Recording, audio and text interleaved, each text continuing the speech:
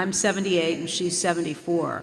We have a long-time accident-free driving record. Yet when we applied to GEICO with our stockholder discount, GEICO was unable to beat our rates for comparable coverage with other fine companies. Why?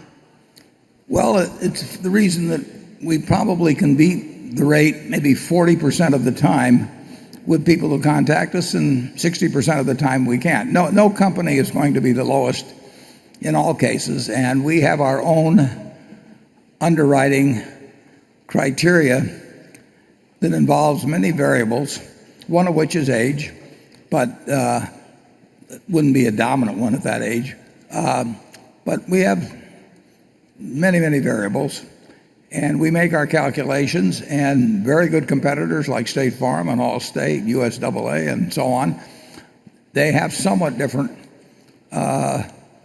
underwriting weightings, and sometimes they come in below us. But I don't think any company of size will be the lowest more often than GEICO. We give out quotes on the telephone to many thousands of people every week. I get the figures every week, and I get the number of quotes, and I get the number of policies sold. And I can tell you the percentages are very substantial that we sell, and we're not selling them if we're charging them more than the people before them.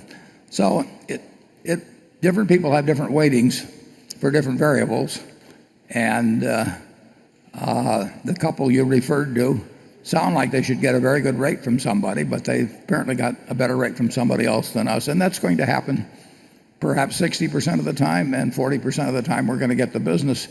And since we're only 11% of the whole market now, it means we've got a lot of policyholders yet to gather.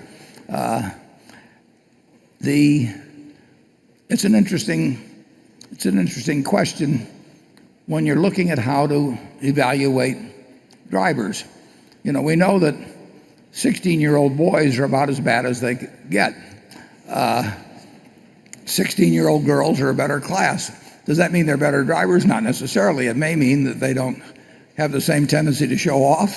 It may mean that they don't drive as many miles. It may mean a whole lot of things. So we ask a lot of questions, and other people ask different questions, and we will come up with different rates. But it's definitely worth 15 minutes to call GEICO. Charlie? Well, I would say besides, when you get into the older people's group and you find you're not deteriorating as fast as most of your contemporaries, you may be paying an unfair price for the insurance, but it's a good trade-off.